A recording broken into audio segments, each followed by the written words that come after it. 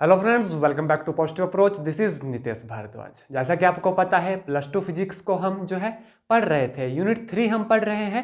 Unit 3 का आज जो है हम सेकंड चैप्टर यानी forces on charged particle in electric field and in magnetic field को जो है कवर करेंगे। आज की वीडियो काफ़ी इंपॉर्टेंट वीडियो रहने वाली है, तो वीडियो को शुरू से एंड तक जरूर देखिएगा और जो भी मैं यहाँ पर नोट्स करवाऊंगा उन्हें कॉपी में नोट डाउन कर लीजिएगा। काफी इंपॉर्टेंट वीडियो जो है रहने वाली है। जो हमारा चैप्टर का नाम है forces on charged particle in electric field और इन मैग्नेटिक फील्ड। आज फोर्सेस के बारे में जानेंगे कि चार्ज्ड पार्टिकल के ऊपर कौन कौन सी फोर्स लगती है, क्या क्या एमसीक्यूज यहाँ से बन सकते हैं, कौन कौन से इंपॉर्टेंट क्वेश्चन यहाँ से बन सकते हैं, कौन कौन से न्यूमेरिकल यहाँ से बन सकते हैं। सारी जानकारी आपको इस वीडियो में दूंगा, तो वीडियो को जो है एंड तक जरूर देखें। आइए तो बिना वक्त गवाए वीडियो को शुरू करते हैं। देखिए, जो चैप्टर 2 है हमारा forces on charged particle in electric field and magnetic field. सबसे पहले तो आपको बता दूं, इलेक्ट्रिक फील्ड में जो है फोर्सेस, कौन सी फोर्स जो है चार्ज पार्टिकल के ऊपर लगती है। जो फोर्स होती है इलेक्ट्रिक फील्ड में, सबसे पहला इंपॉर्टेंट की पॉइंट है हमारा, फोर्स लगती है F is equal to QE।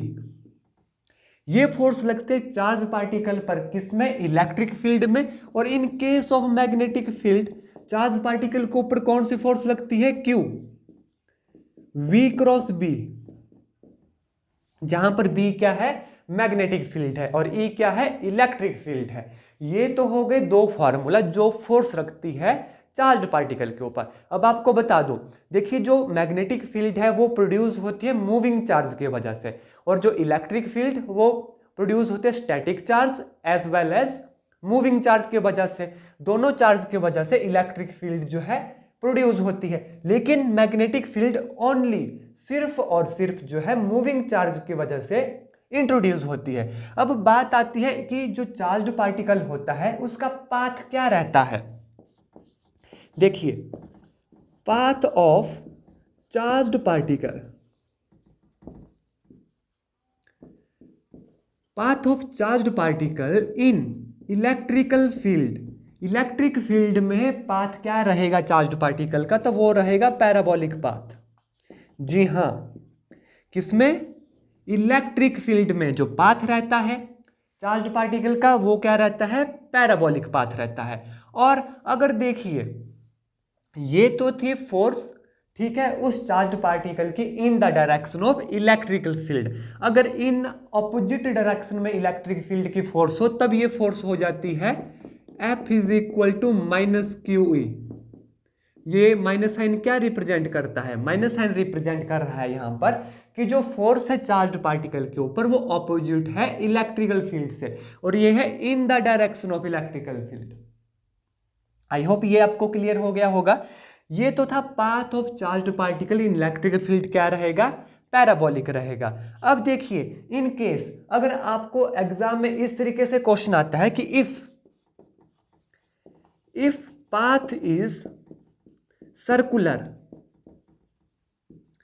Circular है किसमें, इन इलेक्ट्रिकल फील्ड में।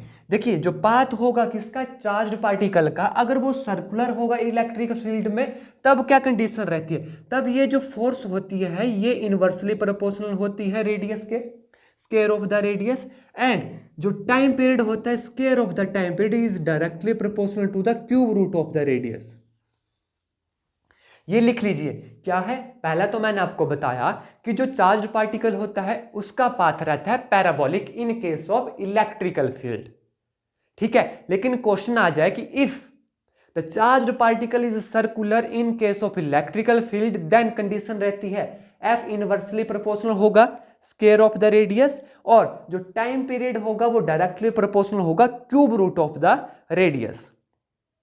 आई होप ये आपको समझ आ गया होगा, ठीक है। इसके बाद देखिए, अब पढ़ेंगे मैग्नेटिक फील्ड के बारे में। जो मैग्नेटिक फील्ड, अगर देखिए जो चार्ज्ड पार्टिकल है वो परपेंडिकुलर मूव कर रहा है किसके, इन the direction of magnetic field के, तब जो है पाथ क्या रहेगा, पाथ रहेगा हमारा सर्कुलर,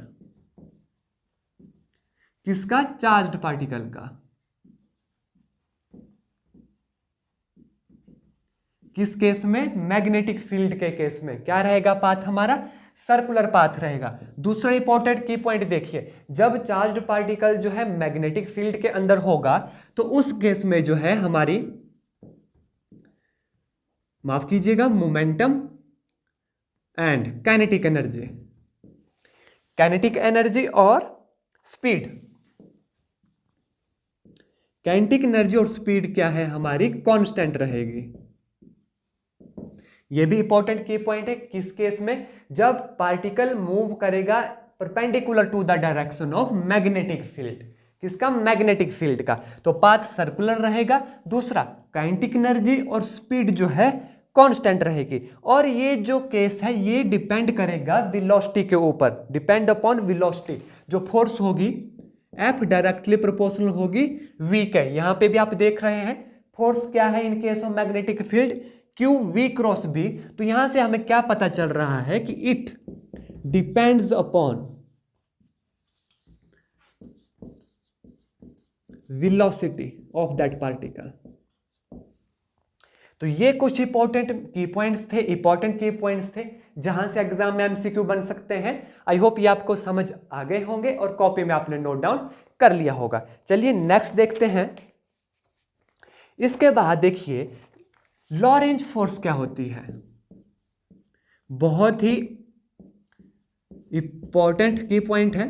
लॉरेंज फोर्स क्या होती है, लॉरेंज फोर्स वो फोर्स होती है the force experienced by charged particle in the electrical field as well as in magnetic field।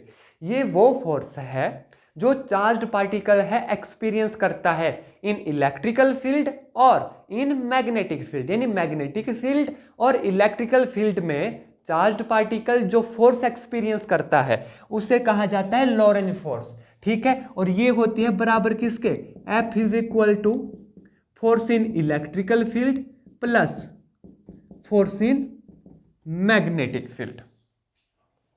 अब देखिए इलेक्ट्रिकल फील्ड क्या होती है QE और मैग्नेटिक फील्ड क्या होती है QV क्रॉस B।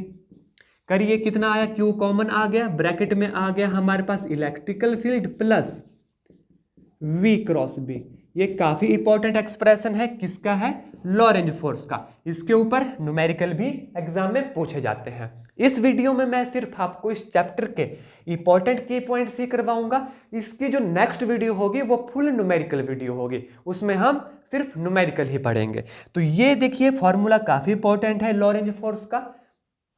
अब इसमें भी दो केस बनते हैं, केस आपको डायरेक्ट समझाऊंगा और केस से जो है, जो हम ये केस पढ़ते हैं, क्रॉलरी पढ़ते हैं, इसके ऊपर जरूर एग्जाम में एमसीक्यू पुट हो जाता है। ये फार्मूला है। अब देखिए केस 1 बनेगा, यहां पर ही आपको बताता हूं। अगर देखिए ये जो इलेक्ट्रिकल फील्ड है, मैग्नेटिक फील्ड है और वेलोसिटी है, ये मान लीजिए कोलिनियर है, यानी ये तीनों एक ही लाइन पे हैं। तो उस केस में ये फोर्स क्या होगी, एक ही लाइन पे है, साइन थीटा साइन 0 0 हो जाएगा। तो एफ हमारे पास क्या बनेगा, देखिए उस केस में if they 3 point are collinear, कौन कौन से पॉइंट, देखिए ई वी और ये मैग्नेटिक फील्ड। अगर ये पॉइंट है कोलिनियर, उस केस में थीटा कितना हो जाएगा, 0 हो जाएगा। तो हमारे पास क्या बनेगा, ये जो एफ है ये बन जाएगा क्यू ई। ठीक है, अब एफ क्या होता है, M A which is equal to Q E. यहां से एक्सेलरेशन देखिए हमारे पास निकल गया Q E divide by M. तो इसका यूज भी जो है न्यूमेरिकल में किया जाता है। देखिए जब वो फार्मूला हमारे पास बनता है तो यहां से हमारे दो काम हो जाते हैं, दो फायदे हैं। नंबर 1 फायदा कि डायरेक्ट भी क्वेश्चन पुट हो सकता है एग्जाम में कि बताइए लॉरेंज फोर्स का जो न्यूमेरिकल एक्सप्रेशन है वो क्या है, तो आपको पता होना चाहिए। दूसरा क्वेश्चन आ सकता है कि लॉरेंज फोर्स के केस में एक्सेलरेशन क्या होगी, QE ओवर m, अगर आपने पढ़ा होगा। तीसरा फायदा देखिए, दो फायदे गिनाए थे लेकिन तीसरा भी अभी दिख रहा है। तीसरा फायदा क्या होगा, न्यूमेरिकल में न्यूमेरिकल भी पूछे जा सकते हैं लॉरेंज के फोर्स के ऊपर। तो वहां से अगर एक्सेलरेशन निकालने को आ जाए तो डायरेक्ट निकाल सकते हैं QE divide by m। m क्या है, मास, Q चार्ज और E क्या है, यहां पर इलेक्ट्रिकल फील्ड है। और कब, जब ये तीनों पॉइंट क्या है, कोलिनियर है। न्यूमेरिकल में दिया गया होगा कि find acceleration if magnetic field, electric field and velocity of that charged particle, ये तीनों पॉइंट क्या है, कोलिनियर है। तो आपको पता लग गया, फॉर एक्सप्रेशन आपको आता है, फॉर्मूले में पुट करिए, थीटा 0 हो गया, ये बनेगा, वहां से एक्सेलरेशन हमारी ऑटोमेटिक निकल जाएगी। तो आपने देखा कि किस तरीके से जो है ये जो एक्सप्रेशन हम लिखते हैं इसका फायदा हमें एग्जाम में पहुंचता है। तो ये था लॉरेंज फोर्स के बारे में और इसके दो केस, ये था इसका फर्स्ट केस। दूसरा केस देखिए इसका क्या है, जब ये जो ई, वी और बी है ये म्यूचुअली परपेंडिकुलर है तीनों आपस में, उस केस में देखिए हमारे पास जो टोटल फोर्स है, लिख लीजिए, ये हो जाएगी 0 के बराबर। जब ये म्यूचुअली परपेंडिकुलर है, ये कौन सा केस है, केस नंबर 2। तो उस केस में जो है ये F हो जाएगा 0, यानी F electrical field plus F magnetic field किसके बराबर हो जाएगा, 0 के बराबर। तो ये केस भी आपको जो है याद रखना है। आई होप ये सारी चीज आपने नोट डाउन कर ली होंगी और आपको अच्छे से जो है समझ आ गया होगा। फिर भी कोई डाउट क्वेरी रहती है कमेंट करके जरूर बताएं। अभी तक चैनल को सब्सक्राइब नहीं किया है, चैनल पे नए हैं तो चैनल को जरूर सब्सक्राइब करें, और टेलीग्राम चैनल पे अभी तक ज्वाइन नहीं किया है तो टेलीग्राम पे भी हमें जरूर ज्वाइन करें। टेलीग्राम पर डेली जीके पीडीएफ मिलती है, और कोई भी डाउट क्वेरी होती है वहां पर आप हमें बता सकते हैं। और चैनल के ऊपर कौन सी वीडियो आने वाले टाइम में अपलोड होगी वो सारी जानकारी टेलीग्राम पे जो है हम पहले ही प्रोवाइड करवा देते हैं। चलिए नेक्स्ट देखिए, आई होप यहां तक आपको अच्छे से समझ आ गया होगा। नेक्स्ट की पॉइंट देखिए, नेक्स्ट जो हमारा की पॉइंट है वो है साइक्लोट्रॉन। ये साइक्लोट्रॉन क्या है, ये है एक डिवाइस, किस चीज के काम में आती है। साइक्लोट्रॉन क्या है, एक डिवाइस है which is used to accelerate the particle. कौन से पार्टिकल को एक्सेलरेट करता है, देखिए ये सारे क्वेश्चन एग्जाम में पूछे जा सकते हैं। सबसे पहले तो आपको साइक्लोट्रॉन का पता होना चाहिए क्या है, ये एक डिवाइस है, किस काम में यूज आती है, to accelerated the heavy particle. Yes, heavy particle को एक्सेलरेट करने के लिए इस डिवाइस का यूज किया जाता है। अब हैवी पार्टिकल कौन कौन से हुए, एग्जाम्पल भी बता देता हूं, देखिए प्रोटॉन, ड्यूट्रॉन, अल्फा पार्टिकल। इन पार्टिकल को एक्सेलरेट करवाने के लिए जिस डिवाइस का यूज किया जाता है उस डिवाइस को कहते हैं साइक्लोट्रॉन। अब साइक्लोट्रॉन किन पार्टिकल को जो है एक्सेलरेट नहीं कर सकती, ये न्यूट्रल पार्टिकल को एक्सेलरेट नहीं करती और जिनके ऊपर नेगेटिव चार्ज होता है। फॉर एग्जांपल इलेक्ट्रॉन और न्यूट्रॉन, इन दो पार्टिकल को जो है ये डिवाइस एक्सेलरेट नहीं करवा सकती। तो देखिए क्वेश्चन कैसे भी पुट हो सकता है, 4 ऑप्शन होंगे, proton, deuteron, alpha particle and neutron. बताइए, क्वेश्चन पूछा गया होगा आपसे कि साइक्लोट्रॉन जो है इन पार्टिकल में से किसको एक्सेलरेट नहीं करवा सकती। जब आपको इसकी डेफिनेशन क्लियर है कि साइक्लोट्रॉन ऐसी डिवाइस है जो उसका यूज किया जाता है टू एक्सेलरेट करने के लिए हैवी पार्टिकल को, हैवी पार्टिकल बता दिए, प्रोटॉन, ड्यूट्रॉन, अल्फा पार्टिकल, तो आप डायरेक्ट आंसर टिक कर सकते हो कि न्यूट्रॉन या इलेक्ट्रॉन, इन पार्टिकल को जो है साइक्लोट्रॉन डिवाइस एक्सेलरेट नहीं करवाती। अब देखिए इसके बाद साइक्लोट्रॉन का जो इंपॉर्टेंट की पॉइंट बनता है वो बनता है इसकी फ्रीक्वेंसी। ठीक है, फ्रीक्वेंसी को डिनोट करते हैं न्यू से, which is equal to 1/T। Direct expression भी एग्जाम में पूछा जा सकता है, which is equal to BQ/2πm। ये है फ्रीक्वेंसी ऑफ साइक्लोट्रॉन, BQ/2πm। ठीक है, और इस फ्रीक्वेंसी को और कहा जाता है, इसे कहा जाता है मैग्नेटिक रेजोनेंस फ्रीक्वेंसी भी। क्या कहा जाता है, मैग्नेटिक रेजोनेंस फ्रीक्वेंसी। क्वेश्चन आ सकता है, बताइए expression for magnetic resonance frequency. तो जब आपको पता होगा कि मैग्नेटिक रेजोनेंस फ्रीक्वेंसी को ही फ्रीक्वेंसी ऑफ साइक्लोट्रॉन कहा जाता है, which is equal to BQ/2πm, तो आप डायरेक्ट टिक कर सकते हो। दूसरा फायदा, इसके ऊपर अगर न्यूमेरिकल पूछा जाए, find the frequency of cyclotron, और जहां पर मैग्नेटिक फील्ड गिवन होगी, चार्ज गिवन होगा, मास गिवन होगा, या तो प्रोटॉन इलेक्ट्रॉन का जनरली पूछा जाता है जिनका मास आपको जो है पता होता है, तो आप डायरेक्ट पुट करके उसकी फ्रीक्वेंसी जो है निकाल सकते हो। तो बस आपको ये फार्मूलाज याद होने चाहिए, इनके ऊपर जो भी क्वेश्चन बन रहा है मैं पूरी कोशिश कर रहा हूं कि आपको चाहे एमसीक्यू हो चाहे न्यूमेरिकल हो वो आपको बता सकूं, ताकि आपको जो है कोई भी दिक्कत फिर एग्जाम में ना आए। तो ये कुछ इंपॉर्टेंट की पॉइंट थे साइक्लोट्रॉन के ऊपर। अब देखिए जो नेक्स्ट है हमारा साइक्लोट्रॉन का एंगुलर फ्रीक्वेंसी भी पूछी जा सकती है। जी हाँ, देखिए ये तो थी फ्रीक्वेंसी, अब साइक्लोट्रॉन की जो एंगुलर फ्रीक्वेंसी होती है उसे भी लिख लीजिए। एंगुलर फ्रीक्वेंसी क्या होती है? 2 पाई न्यू। ठीक है, न्यू की वैल्यू आपको पता है, 2 पाई से 2 पाई कैंसिल हो जाएगा, which is equal to B Q over M. तो ये हमारी साइक्लोट्रॉन फ्रीक्वेंसी आ गई, माफ कीजिएगा साइक्लोट्रॉन की एंगुलर फ्रीक्वेंसी आ गई, कौन सी? B Q over M. अब देखिए नेक्स्ट है हमारा force on current carrying conductor. जो कंडक्टर होता है उसके ऊपर मैग्नेटिक फील्ड की वजह से कौन सी फोर्स लगती है? अभी तो हम पढ़ रहे थे चार्ज्ड पार्टिकल के ऊपर फोर्सेस, अब पढ़ेंगे कि जो कंडक्टर है हमारे पास, जो मैग्नेटिक फील्ड को प्रोड्यूस कर रहा है, उसके ऊपर कितनी फोर्स लगेगी। डायरेक्ट फार्मूला लिखिए, F is equal to I L B sine theta. इसके ऊपर जो है एग्जाम में न्यूमेरिकल पूछे जाते हैं, डायरेक्ट न्यूमेरिकल पूछा जाएगा। क्या फार्मूला है? F is equal to I L.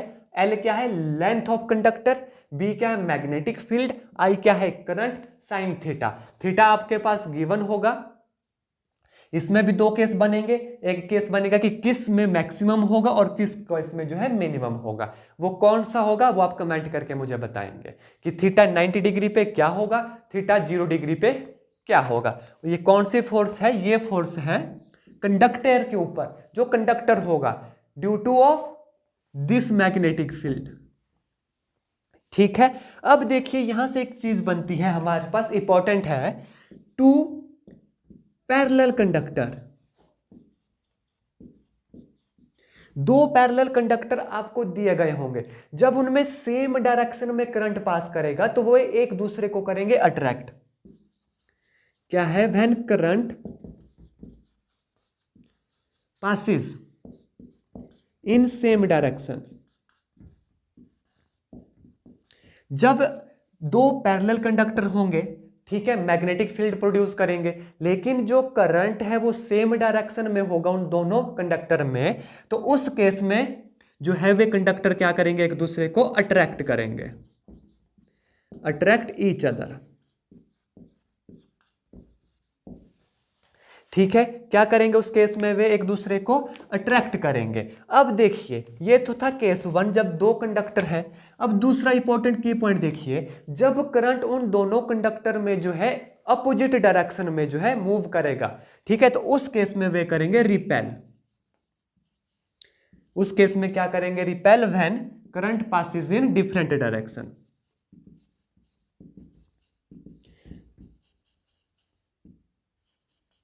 जब जो ये करंट होगा डिफरेंट डायरेक्शन में होगा, उस केस में ये क्या करेंगे? रिपेल करेंगे। आई होप ये आपको पता लग गया होगा। ये थी कंडक्टर के ऊपर फोर्स। उसके बाद जो नेक्स्ट क्वेश्चन बनता है कि जब दो पैरेलल कंडक्टर होंगे, ठीक है, तो उस केस में जो है जब करंट सेम डायरेक्शन में पास करेगा तो वे एक दूसरे को अट्रैक्ट करेंगे, करंट अपोजिट डायरेक्शन में जब चलेगा तो वे एक दूसरे को रिपेल करेंगे। हाँ, एक चीज बताना भूल गया, जब टू पैरेलल कंडक्टर होंगे तो वे जो फोर्स को एक्सपीरियंस करेंगे मैग्नेटिक फील्ड की वजह से, वो होगी F is equal to mu not over 4 pi I1 I2 divide by R। 2I1 I2 divide by R। अब ये I1 और I2 क्या है? करंट जो उन दोनों कंडक्टर में पास हो रहा है, R है डिस्टेंस बिटवीन द कंडक्टर। ठीक है, तो इस एक्सप्रेशन जैसे है टू पैरेलल कंडक्टर जो फोर्स एक्सपीरियंस करते हैं वो निकाली जाती है। आई होप ये पॉइंट आपको पता लग गया होगा, और इसके ऊपर जो भी न्यूमेरिकल बनेंगे वो भी आपको जो है आप अब सॉल्व कर सकते हो। नेक्स्ट देखिए, बहुत ही इंपॉर्टेंट कॉन्सेप्ट समझाऊंगा, वहां से एग्जाम में क्वेश्चन पूछा जा सकता है। ये तो अभी तक हमने पढ़ा पैरेलल कंडक्टर का कि उसमें करंट जो है पास होता है। अब देखिए, अगर मान लीजिए, देखिए ध्यान से, दो कंडक्टर है वो सेम, दो करंट है वो सेम डायरेक्शन में किसी एक पॉइंट की तरफ जा रहा है। मान लीजिए ये कोई करंट है और दूसरा ये कोई करंट है, तो देखिए ये किसी सेम पॉइंट पर, यानी मान लीजिए this point will be P, और आफ्टर दिस पॉइंट ये एक दूसरे से जो है दूर जा रहे हैं। आफ्टर दिस पॉइंट ये एक दूसरे से दूर जा रहे हैं, तो इस केस में जो है ये करंट आपस में क्या होंगे, अट्रैक्ट होंगे। इस केस में क्या होगा, अट्रैक्शन। क्या है, देखिए ध्यान से, जब दो करंट हैं वो किसी पॉइंट की तरफ बढ़ रहे हैं और आफ्टर दैट पॉइंट वे एक दूसरे से देखिए दूर जा रहे हैं, तो उस केस में ये क्या करेंगे, आपस में अट्रैक्शन होगी इनके बीच में। ठीक है, ये जो फोर्स होगी वो अट्रैक्शन फील करेगी। और दूसरा इसमें बनता है कि मान लीजिए एक तो स्टेबल है, दूसरा जो करंट है वो किसी इस पॉइंट P की तरफ आ रहा है। ठीक है, इस पॉइंट P की तरफ आ रहा है और ये जो इस पॉइंट P पर है ये इससे दूर जा रहा है। ठीक है, ये देखिए ये इस तरफ आ रहा है और इस पॉइंट पे ये जो है एक दूसरे से दूर जा रहा है, तो उस पॉइंट पे जो है ये फोर्स जो एक्सपीरियंस करेंगे, रिपेल करेंगे एक दूसरे को। आई होप ये दोनों पॉइंट भी आपको अच्छे से समझ आ गए होंगे। आपको एग्जाम में आ जाए क्वेश्चन क्या आ सकता है, देखिए कि if two current approaches a point, कि कोई दो करंट किसी पॉइंट को अप्रोच कर रहे हैं और उसके बाद they go away from each other, उसके बाद वे एक दूसरे से जो है दूर जा रहे हैं, तो वे किस तरीके की फोर्स एक्सपीरियंस करेंगे, वे करेंगे अट्रैक्टिव फोर्स एक्सपीरियंस। दूसरा क्या बन सकता है कि if one current out of two approaches a point, कि देखिए कोई एक करंट इस पॉइंट को अप्रोच कर रहा है और जो अनदर वन है वो उससे दूर जा रहा है, तो वे कौन सी फोर्स एक्सपीरियंस करेंगे, तो वे रिपल्सिव फोर्स जो है उस केस में, रिपल्सिव फोर्स उस केस में जो है ये एक्सपीरियंस करेंगे। ठीक है, आई होप यहां तक आपको समझ आ गया होगा। इसके बाद बहुत ही इंपॉर्टेंट एक और की पॉइंट बन रहा है कि what is the relation between electric field and magnetic field. ये क्वेश्चन भी एग्जाम में पूछा जा सकता है कि रिलेशन बताइए इलेक्ट्रिक फील्ड और मैग्नेटिक फील्ड का। देखिए एग्जाम में क्वेश्चन आता है कि what is the ratio, relation के चक्कर में इसमें क्वेश्चन क्या बनता है, ratio of electric field and magnetic field. तो आप देखिए ratio of magnetic field to the ratio of electrical field. ठीक है, it is equal to 10 raised to the power minus 25 approximately, not equal to, it is approximately force of magnetic field और to the force of electrical field। ठीक है, अब देखिए ये question उल्टे तरीके से भी पूछा जा सकता है कि what is the ratio of electrical field to the ratio of magnetic field. तो क्या होगा, देखिए रेशो ऑफ इलेक्ट्रिकल फील्ड जो फोर्स होती है उसके बाद रेशो है फोर्स ऑफ मैग्नेटिक फील्ड, तो क्या होगा approximately equal to 10 raised to the power plus 25, इसका अपोजिट हो जाएगा। तो ऐसे छोटे छोटे क्वेश्चन एग्जाम में पुट किए जाते हैं, तो आपको जो है अगर आपने पढ़ा ही नहीं होगा तो आप कैसे सॉल्व करोगे या कैसे उसको टिक करोगे। तो ऐसी छोटी छोटी चीजें एग्जाम में पूछी जाती हैं, तो ये आपको बताना था। इसके बाद जो नेक्स्ट की पॉइंट बचते हैं वो हम नेक्स्ट वीडियो में करेंगे, और नेक्स्ट वीडियो में जो है इस chapter forces on charged particle in electric field and magnetic field के न्यूमेरिकल भी नेक्स्ट वीडियो में करेंगे। आई होप जितना भी अभी तक पढ़ाया कॉपी में नोट डाउन कर लिया होगा। कोई डाउट क्वेरी रहती है कमेंट करके जरूर बताएं। हाँ, अगर इन चैप्टर्स की आपको पीडीएफ चाहिए, चाहे +1 की पीडीएफ चाहिए या +2 की पीडीएफ चाहिए, तो आप हमें हमारे व्हाट्सएप आईडी पे मैसेज कर सकते हो, आपको इसकी पीडीएफ भी उपलब्ध करवा दी जाएगी। आज की वीडियो में बस इतना ही। धन्यवाद। जय हिंद, जय भारत।